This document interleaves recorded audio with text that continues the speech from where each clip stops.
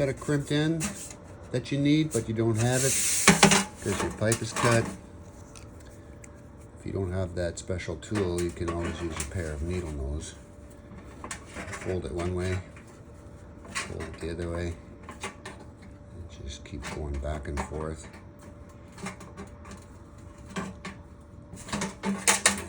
And eventually, you will have a crimped end that will fit. Kind of important to keep the distance the same all the way as you're going.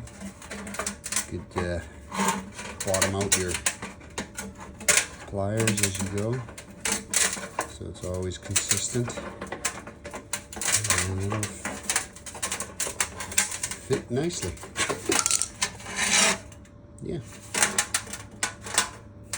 Yeah.